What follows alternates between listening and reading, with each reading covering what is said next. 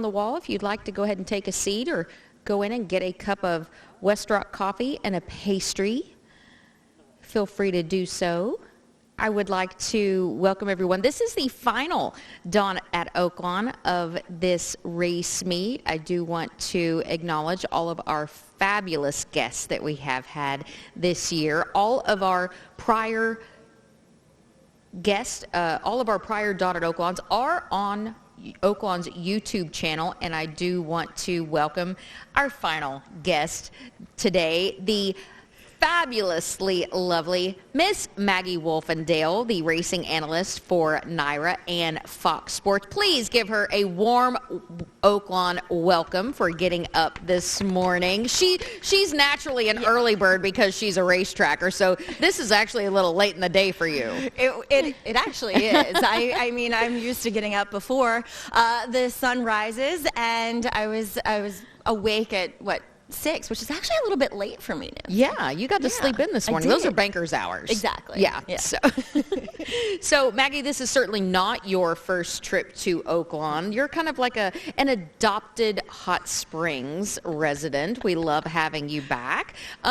Give us a little introduction to your experience in horse racing, because I always like to say that horse racing is generational, and you are no exception. Yes, I am a third-generation racetracker, going back to both my grandfathers, especially on my mom's side. He pretty much held every position at the racetrack, whether it was a trainer, a jock's agent, clerk of scales, racing official, working in the racing office.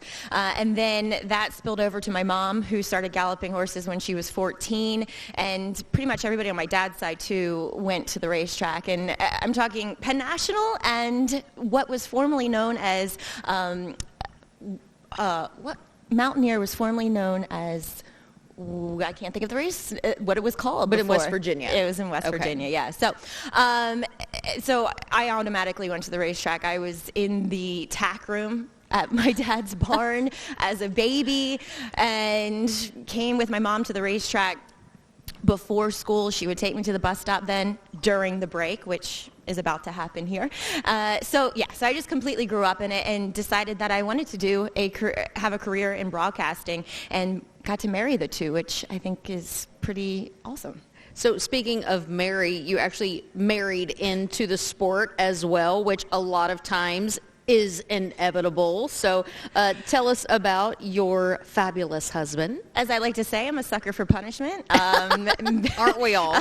Growing up the daughter of a trainer and now marrying a trainer. But Tom Morley is my husband, and we've been, I can't even remember how long we've been married, but we've been together 12 years now. And so he started training in 2013, was kind of very much involved during the beginning. We had one horse. I was its exercise rider and hot walker, and he was its trainer and groom. And so we built up the stable from there, and now he has a string of 40 horses at Belmont Park, and I get to come in and gallop when needed and when I want to. He has a group of really nice old geldings, and those are my forte. So tell us a day in the life of Maggie Wolfendale. So it changed a lot when we had our two daughters. So I tend to stay at home with them a bit more during the mornings, and then I'm very lucky to have my mother as my quote-unquote nanny. So she comes and watches the girls while then I go to work, whether it's at Aqueduct, Belmont, or Saratoga. Generally, she's looking after them now as I'm here. But, before, sometimes I get up and I go to the barn and get on horses in the morning. So what is your official role? Do you typically prefer to play host? Do you play analyst? What do you prefer? I prefer to be the person in the paddock analyzing the horses, but I do like the opportunity to be the host on our shows, America's Day at the Races and Saratoga Live. It's a challenge for me to host. I feel as though a lot more, whereas being in the paddock with the horses is a lot more of my comfort zone. But it's good to be well-rounded, but ultimately my favorite thing is being on the pony on the racetrack and giving analysis there, and then getting to interview the winning jockey after the races. So given that the East Coast kind of is your circuit, so to speak, traveling has also become kind of your forte as well, coming to places here like Hot Springs. What other trips has this afforded you? So while I still have never been to a Kentucky Derby, I know it's hard to believe. I can't believe that. But it's funny because last year I went down for the lead up because we had Churchill on our show, but couldn't show obviously the Oaks and Derby Day because NBC has the rights to that. And I made it to Thurby. And now explain what Thurby is, because it's a very big it's a phenomenon. deal. Yes, it is. So Thurby is the Thursday before Derby, hence that strange and that's word a big day for locals in Louisville. Exactly. Yes. And let me tell you, Nancy, that was enough for me.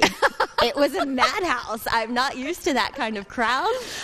So I was more than happy to kind of get out before the quote-unquote real crowd came in for Oaks and Derby Day. But it was an experience. I also made it to Canterbury last summer, which was a lot of fun, in Shakopee. And where else have we? I mean, I've done a few shows in Fairgrounds, but I've also lived in New Orleans when Tom has had strings down there. So, as I always say, the racetrack is this interesting place where you can go anywhere in the world to any racetrack and you're going to find somebody you know, or at least there's one bit of separation. Oh yeah, you know him, I know him too. Whether you want to see them or not, exactly, you're going to see somebody. And I've always said, it's not unusual for analysts to not have gone to a Kentucky Derby, because that's usually a very big day at every racetrack across the country. Now, Belmonts and Preaknesses, I can't count. I've been to so many of those. But yeah, the Derby is the one race where I've never covered. We've never had it on our show. Obviously, it's been NBC since I've been doing this professionally. And honestly, Nancy, it's strange. I've never really had the urge to be there unless we miraculously had a horse running in it. But I really enjoy watching it on TV, to be honest. So during your career, has there been anything that has maybe caught you off guard? Ooh, that's a great question.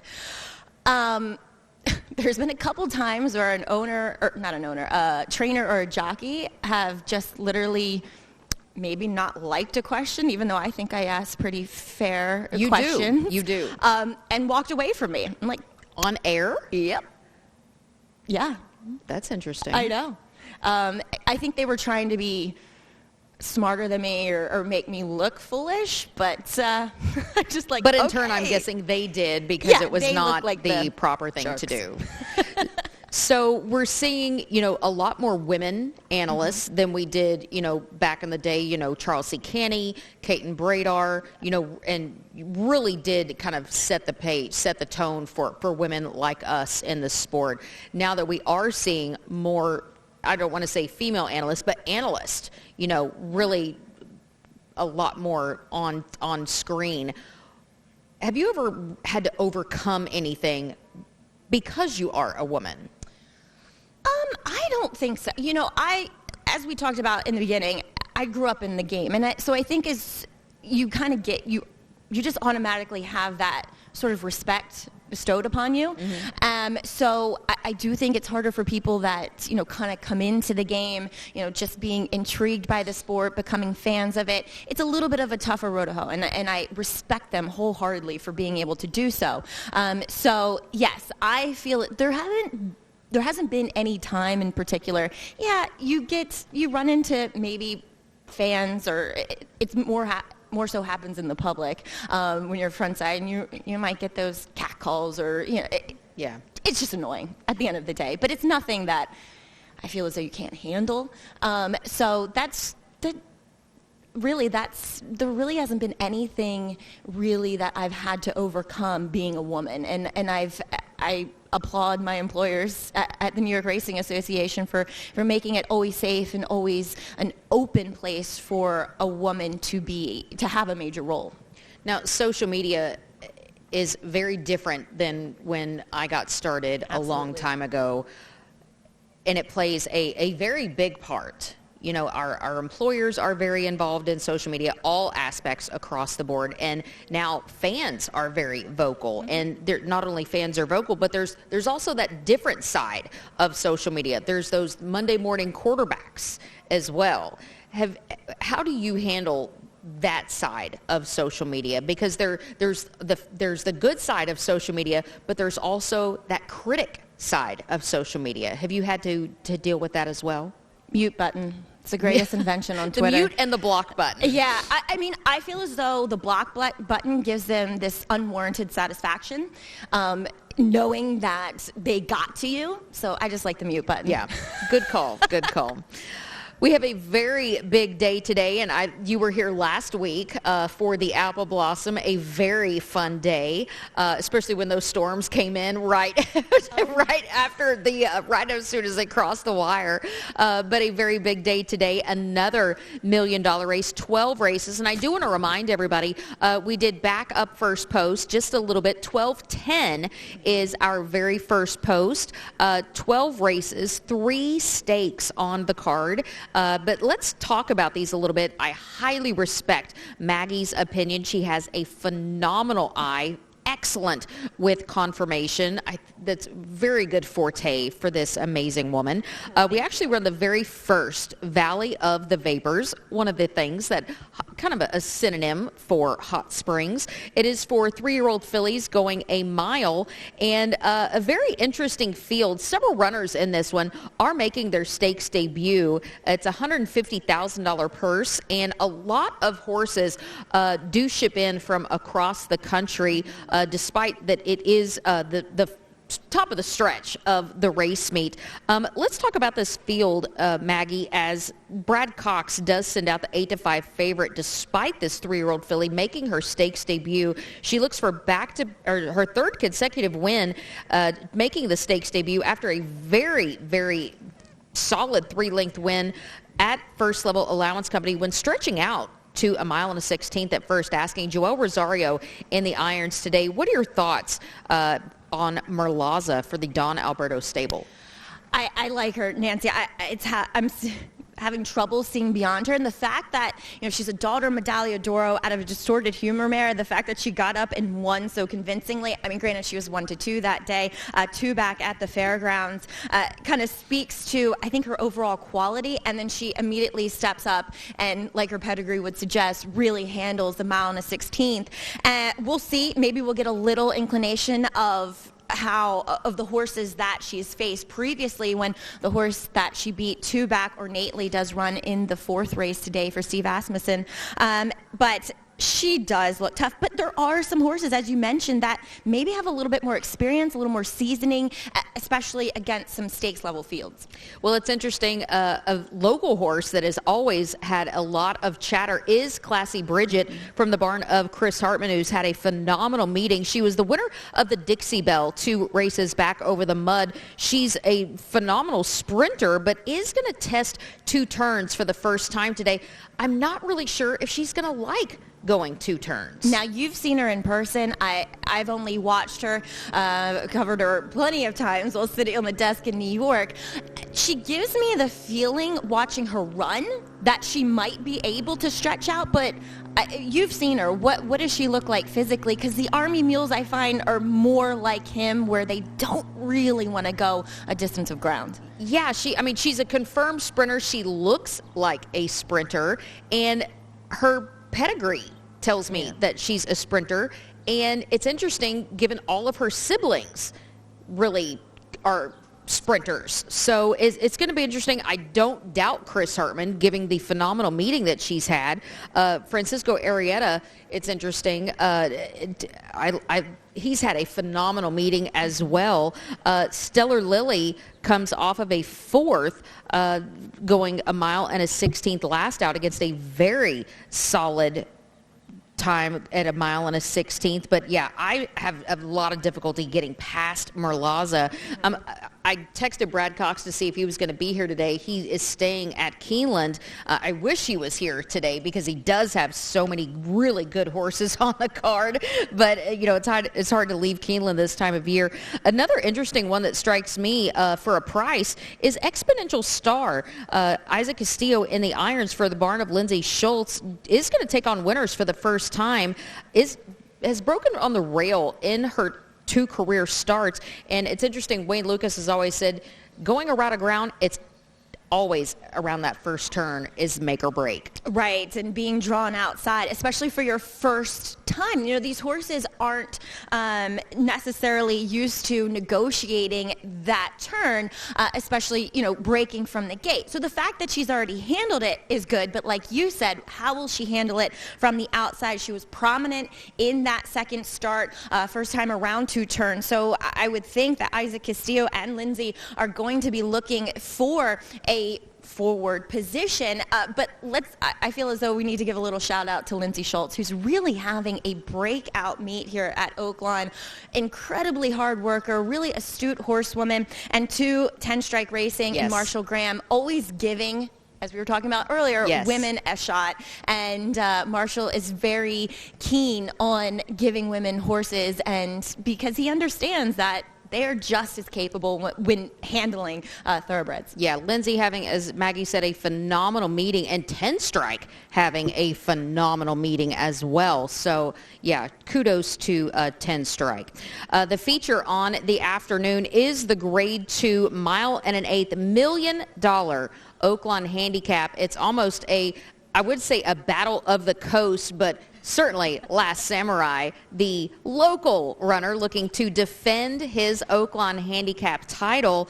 And it's interesting, Rated R Superstar, if a victory happens today, would be the oldest horse at Oaklawn to capture a 2-turn event, as he is the veteran age of 10. So a hard-knocking 10-year-old as he makes his 69th start today, and potentially, depending on how things go, maybe his last. So kudos to Martin Villafranco for keeping this horse fit and healthy and happy to be able to compete at this level. Last Samurai from the barn of Wayne Lucas is the number 2 and 2-1 as he looks to become just the 3rd horse in Oaklawn's history to potentially sweep this series. Stiletto Boy comes off a win in the Santa Anita Handicap, and these 2, it's a rematch for the West Coast Series as he just bested Proxy from the barn of Mike Stidham. It's interesting that in a $1 million race, there is an equipment change on 2 horses, as it's not noted, but Mike Stidham's horse is adding cheek pieces, which is almost like a side shadow roll, so to speak. Yeah, so they're fleece pieces that attach to the headstall of the bridle, and in theory, they work like a shortcut cheater blinker. So it prohibits a horse's vision. So horses do have a much broader peripheral vision than what we do as humans. So they can see those horses behind them. They can see a bit of the rider on their back. So those cheek pieces are, prohibiting that vision that they can see. And it encourages the horse just to run a bit more forward. And Mike Stidham noting that he's a horse that kind of takes himself out of it in the middle of his races. And so they're hoping for him to maintain that more forward position. Nancy, I think the key to this race is going to be the first turn. Mm-hmm. Who's going here? Charge It adding blinkers, drawn to the outside. He's a horse that has speed, that does his best running, win forward, and he's going to have to clear from the outside post. Stiletto Boy, we've heard trainer Ed Mosier say that they're going to try for it, and if he's not on the lead, then they're going too fast. So he's going to be forward as well, and then the other horse in here, obviously Classic Causeway, who ran a respectable second in the face of Last Samurai in the Essex. His only running style is to go. Yeah. It's a very interesting dynamic because, like you said, Classic Causeway loves to go to the front, and Charge It with those blinkers already goes to the front. How do you see this pace scenario? If they go to the front, obviously the one to catch, do you handicap for a front runner or do you handicap for a closer? The thing is, if this race was taking place in New York, I would probably handicap for a front runner, as they, in New York, the riders tend to be a little bit more hesitant. Nancy, do you want to explain what's... Yeah, so what that siren alludes to is a loose horse. So at this point, all horses on the track, with the exception of our outriders, all training will cease, and the outriders at this point will have the right of way. So the outriders will capture the loose horse, which I believe at this point is on the backside.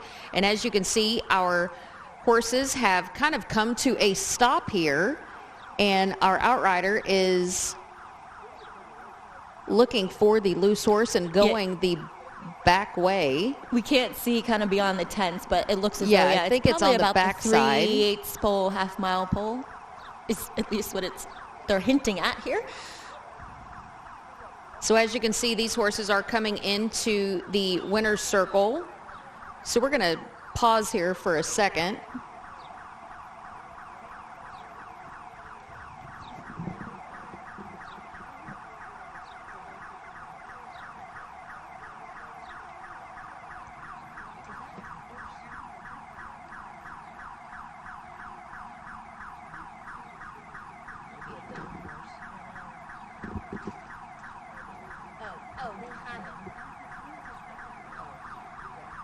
So they do have the horse at the top of the lane.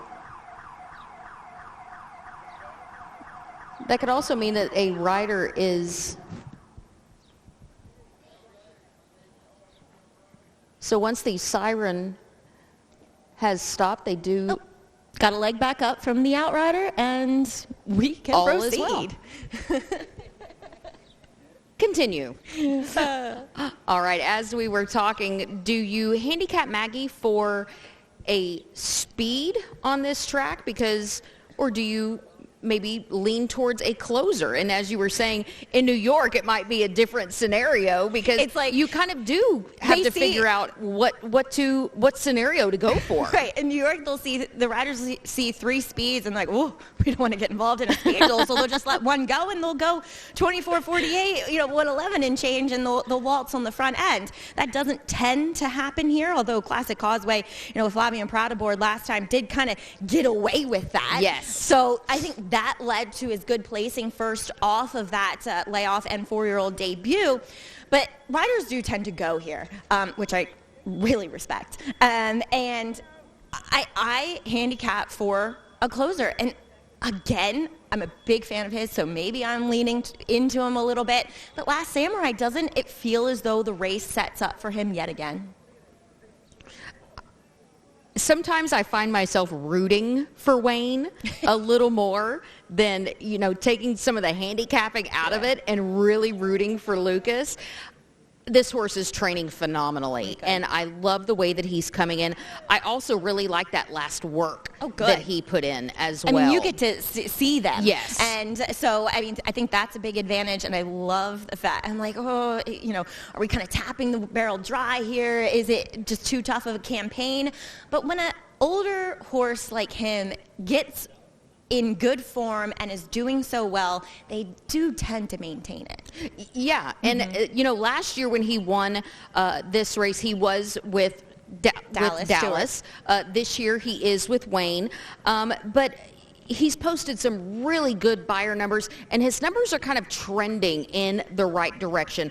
I love that he loves this racetrack. Wayne does exceptionally well when his horses get to Oaklawn. I think that's very much in his favor. So yes, I think I am going to. I haven't made my final selections. I don't have to post my picks just yet. Yeah. But sometimes you do have to take into consideration that horses have shipped here. I don't know how some of these horses have shipped here. Like Charge It and Stiletto Boy and Proxy. Yeah. So, some of these horses might not have the shipping under their belt, or they're shipping for the first time. Or they're not used to this racetrack. I can tell you firsthand, this racetrack is a lot different, especially, the tracks in New York. This is a tight and more firm surface, especially than what we have in New York. I mean, I walk across to get to our set there, right. And I mean, my shoe hardly goes into the track, whereas in New York, I'd be like, Yeah, oh my God. It's almost like running on a beach. Right. In New York, you're running up by the dunes. Here, you're running where, the ocean meets the sand. Yeah, so it might be an advantage to some of those local horses that train on it every single day. Exactly. So, yeah, that horse for course angle could definitely come into play. So, a very good $1 million race nonetheless. Let's take a look at the third stake, which is the Bathhouse Row, aptly named for our historic downtown. This is the fourth running for 3-year-olds, and it too is set to go 1.1 1/8 miles. The winner of this event will receive an automatic berth to the Preakness. And doesn't the winner of the Oaklawn Handicap get a berth to the Pimlico Special as well? Jennifer? I read that in the DRF. Does the winner of the handicap get a berth to the Pimlico Special? Yes. That I did not know. Cool. Thank you. You're welcome. Preakness, pending that they are Triple Crown nominated. Okay. Yes. Very good. This one is a very good event, and one of my horses that I've kind of latched onto because I love a good closer. I love a good closer. You love that Red Route one, don't you? I love that Red Route. I'm not going to lie. I was disappointed in his run in the Arkansas Derby, especially when he put on blinkers. I didn't think he was going to be as far back as he was. I thought he had way too much to do. And two, I noticed that he was really relaxed going into the Rebel without the blinkers on. And then when they put the blinkers on for the Arkansas Derby, I thought he was giving every sign of what they wanted. He was really on the muscle, especially when they, first put him on in the paddock and got really on his toes. So I thought he would be laying closer, and I thought that's what they wanted. And it's almost like it had the opposite effect in a way, in that he kind of got a little too frazzled and just backed himself out of it. First thing when these PPs came out, first thing I did was look to see if they were going to take them off. They're on. They're on. Yeah. But he does get Lasix for the first time. Yes, this field does get Lasix because this is not obviously a Kentucky Derby qualifying points race, so they can run on Lasix. But a lot of these runners do come out of the Arkansas Derby, or several of them do anyway, but several are also making the stakes debut. It's interesting, as we are leading obviously into the Kentucky Derby, a very big race, but I think a lot of horses gear towards maybe the other legs of the Triple Crown. And even, second half of the year campaigns, you'll find a lot of horses in New York, and especially on the East Coast, and even, the ones on the West Coast, eyeing the Travers. Yes. It's a major, major race to win when it comes to championship implications. Yes. And I love the as you mentioned, the second half of the year, because I was a late bloomer. I love the second half of the year. I totally feel you. Yeah. So let's take I'm not gonna lie. So let's take a look at this field. Kenny McPeak is one of those that sends out Interlock Empire, who does exit. They made the stakes debut in the Arkansas Derby. Lonnie Briley, who I'm not gonna lie, I'm not really familiar with, goes from turf to dirt, racing out of the black gold at Fairgrounds on the grass. Steve Asmussen has 2 runners in here. What are your thoughts on this race? Because it kind of seems one of those races that is very wide open. Yeah, again, it's a little bit of it's a murky kind of pace scenario here. Is it going to be Victory Formation, who is drawn to the inside of the other kind of speed horse into Eagles River? What do you do with a horse like Tappet Shoes, who's not quite proven but ran a huge race while running third down at the Fairgrounds? I have a little bit of a long shot. A little bit of a horse that I've been following. Gimme. It's the other Steve Asmussen horse, Powerful. Okay. I admit I was a fan of his when he debuted up in Saratoga. I really liked him. I thought the future looked very bright. It's been dim so far. But last time he got a very peculiar trip/ride. He was forward, and then suddenly he dropped out of it, like going into the turn, like something happened. And then he's down the stretch, he starts running on again. So I don't know. Isaac Castillo is back on here. I know his 2 races here haven't been great, but the Rebel, sloppy track, first start off of a layoff, forgiven. Weird trip last time in that hot springs, 3rd off the bench now. I'm hoping he can create a little bit of long shot magic.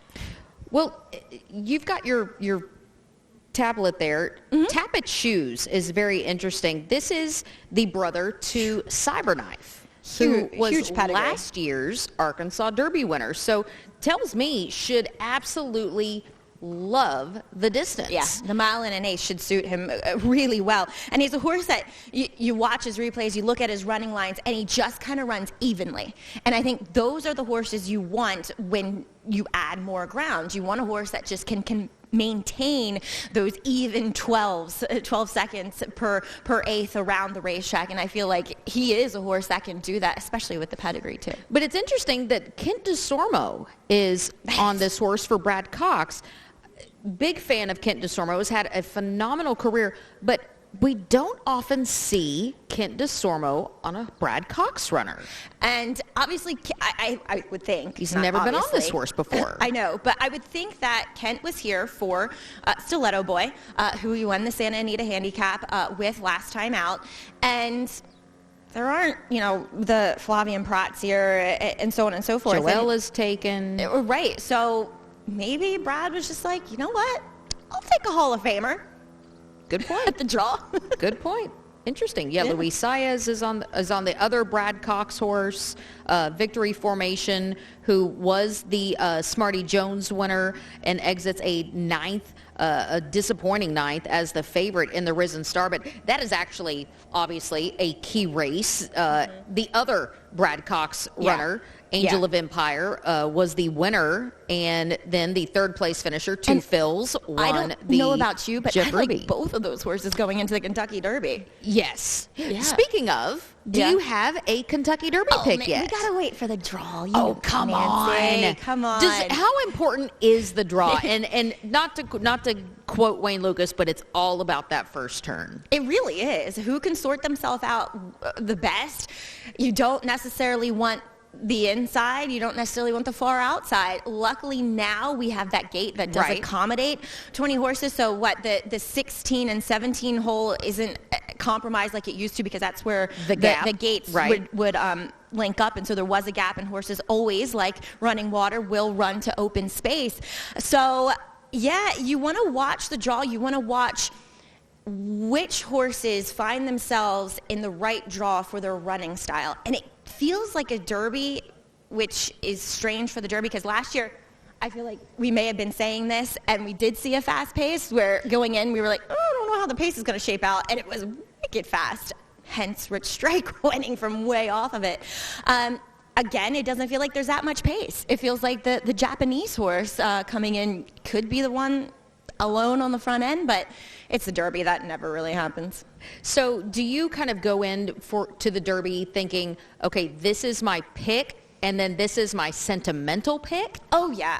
I think you do tend to do that. There's horses you root for, but you're like, I really don't think they can actually win. And then, you have your horse that makes the most sense, that you really like, that you've watched Breeze, that, is just doing very well heading into the Derby. It's funny, and I'm totally redboarding here, but I remember last year, as I said, my first time at Churchill for the Derby, standing with renowned turf rider Jay Privman, and watching Rich Strike go by as they have that, particular half an hour for the Derby horses. And I was like, whoa, who's that? I mean, this chestnut thing just attacking the ground, like breathing fire. And Jay and I looked down and we're like, Rich Strike? I mean, he's not even in the Derby. He has no shot. And because of those two withdrawals, he was able to get in. Yeah. Go figure, right? And then I'm sure in retrospect you're thinking, if I only would have put 2 across. Exactly. We were so I liked Chad Brown's horse, who's, oh my God, I'm completely blanking on his name. I'm getting really old here. But so Tom and I were in the airport, and we're at a bar, and we're screaming, and all the people in the airport are like, what the heck? And we're screaming for this horse, and then we're like, who is that? And then here he comes, Rich Strike. Yeah. So looking back, and I mean, a lot of people are still discounting Rich Strike. Do you feel that it's warranted, or because it's the most elusive 2 minutes in sports, and still a lot of very reputable horsemen discount that victory in the Derby? As I say, it's the strangest race because to win it, it's held in such high regard. But using it as a race to handicap off of, I feel as though it's a throwout. Yeah. Because there's so much luck involved. If Sonny Leon doesn't get through, if he gets stopped, if he has to check at any point during that stretch run, he likely does not win. Right. There is just so much. If he doesn't get that pace collapse, probably doesn't win. There's so much luck that goes into winning the Derby. Yeah. And like you alluded to, you might have the best horse and you still might not win. I mean, it's You're probably the best horse at that exact moment. Exactly. Yeah. At the wire. It's very, it's insane. It is. That's why it is the most exciting 2 minutes in sports, because it's just such a chaotic event in a way. There's no other race, at least in America, where you have 20 horses going postward. And because so many horses going into it have still yet to run a bad race. And it just happens, it's the Kentucky Derby that they run that bad race. That first bad race of their career. Right, because so much can happen. They can get shut off going into that first turn. They can get so much kickback, which they're not used to getting, and they can react negatively. We're still dealing with horses that, theoretically, while they all turn 3 on January 1st, many of them don't actually turn 3 until March, April, even May. So they're still babies at the end of the day, and they're still learning about being racehorses. Where do you see the sport in 5 years, Maggie? Oh, that is a great question, Nancy. Because we're temporarily in a lot of turmoil. We are. Yeah. We are. We see racetracks closing. Yes. We see, it was just announced that Jimmy Jerkins, who I have so much respect for, is leaving America to go to Saudi Arabia because he only has 10 horses in New York. And we're playing this game where, look, I love Todd Pletcher and I love Brad Cox, but how many of these Derby preps have they won with many different horses? They have the bulk of the horses. It's a handful of 10 trainers that have all the best horses and have the most numbers. And the game has changed in that respect. And, I almost feel like it's a game where we're being ruled by bloodstock agents and who they're buddies with, and they're buddies with most of those top trainers. And it's become a game where you constantly, as a trainer, have to sell yourself. Whereas the days of the pure horseman who is just in the barn doing their job with their horses is gone. So you have to have that horseman side of it, but you also have to be that salesman. You have to be that manager too. So it's becoming a role of the trainer to be just so different in this game. So, and unfortunately, it's probably not going to go back to the way it was. We're going to have to adapt to, the horsemen are going to have to adapt to what the owners want now, which I hope some of the owners that possible? do. I don't know. It feels as though some of the younger trainers do get it, but at the same time, it's hard to get a leg up. It's hard to, go into a race when you're facing these big trainers who just have the numbers to consistently do battle against you.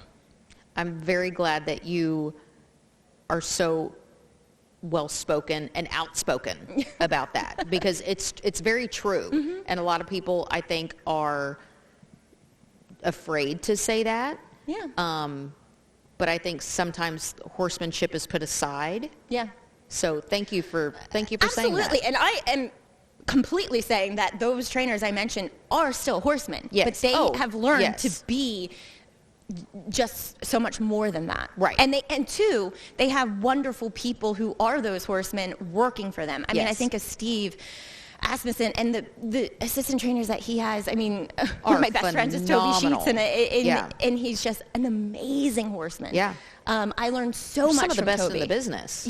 Exactly. Darren and Scott Darren. So it takes a team now rather than an individual. Very well said. What are your overall thoughts on today? What are your expectations? Well, for one thing, the weather looks Thank phenomenal. Goodness. Which isn't usually the case. It feels like I felt so bad for you guys. So many big weekends were just, diluted with rain. So it's just a wonderful day. Horses love it like this. Sun is shining on their backs, but it's still a little bit crisp with the spring. And I am so excited because I think we're going to see, with Flightline retiring, we had a once-in-a-generational horse with him. We're probably not going to see one like him for another, 25 to even 50 years. So there's a big void. There, as I like to say, it's kind of like that, Super Bowl winning NFL team that lost their star quarterback, that gets last round draft picks. You're in a rebuilding process, and we're in a rebuilding process for this handicap division. And I'm really excited to see this Oaklawn Handicap because I think so much more gets sorted out. And Last Samurai, you can say that he is the leader of the division. There's many reasons to say that, but I feel like he still doesn't quite get the respect because he's not necessarily brilliant in his performances, and I feel like Flightline's still very fresh in our mind, but he's getting the job done. I love that. Yeah. Well, I'm very happy to say that with you, I went out on the season with a high. Oh, you're very sweet. And thank you so much for having me on. It's a pleasure. It's a pleasure to come out here. The hospitality is so wonderful here at Oaklawn. What do you think makes Oaklawn a destination not only for fans but for horsemen as well? Well, first of all, the purse money for the horsemen. The coin is real. Yes, that helps. It's putting on great cards too for the gamblers, for the handicappers. It's finding these deep fields. I mean, these maiden special weight fields you have today. I mean, my head is just spinning trying to figure out. Join the club, my friend. So it's a great product that you're able to put forth for the fans as well. And two, you're doing it in a town that is so visitor traveler friendly because you have the spas, you have great restaurants, and especially that place over there, the hotel. I mean, do you love opening your curtains and being able to watch training? I mean, first of all, I get to know what the track condition is while I handicap. Like, oh, it rained last night. Oh, but it's drying out. We'll have a fast track by race time. So it's just wonderful, and I get to watch the horses go by, and it just really kind of puts you in the zone to be at a racetrack. And just the facilities, I got to try out the Astral Spa this year, which is phenomenal too. So it's just a really wonderful place to come visit. Well, I cannot tell you how much I respect you as a woman, as a colleague, as a horseman. Likewise. Thank you so much. You're very welcome. Ladies and gentlemen, Maggie Wolfendale. Thank you so much. The last barn tour of the season is departing. So, as Maggie said, giddy up if you want to be on it.